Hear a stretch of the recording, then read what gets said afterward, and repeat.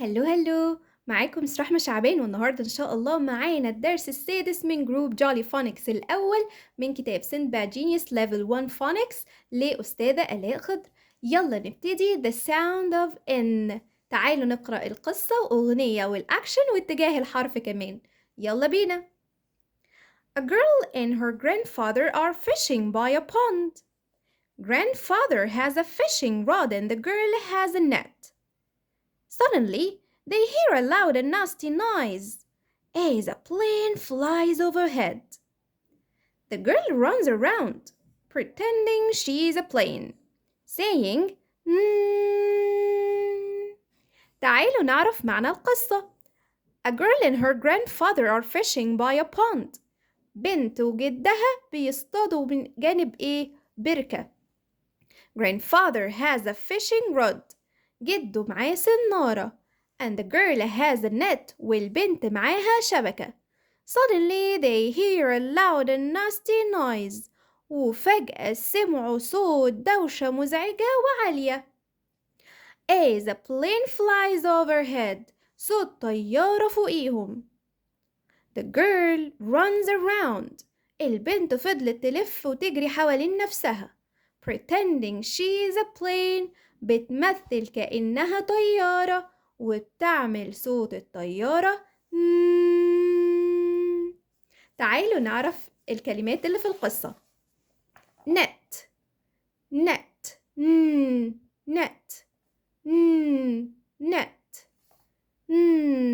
neck neck nip nip nip hand hand hand man man man رجل.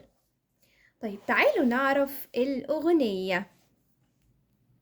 Hear the airplane hear the airplane hear the airplane making lots of noise. طيب نعمل الأكشن إزاي؟ بنفرد إيدينا الاتنين أو دراعاتنا كده ونعمل كأننا طيارة ونعمل صوت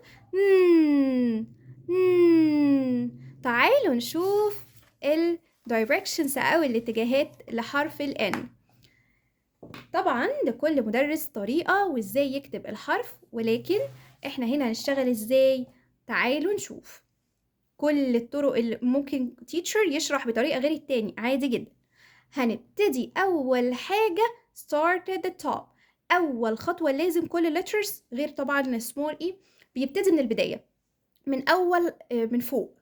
start at the top slide down أو line down. يعني إيه slide down؟ يعني بننزل لتحت مش مائل. slide down بننزل من فوق لتحت. يبقى start at the top slide down أو line down. slant up slant up مش معناه ان انا اطلع لفوق، لا slant up معناها ان الخط المايل ده في حرف في خط تاني فوقيه.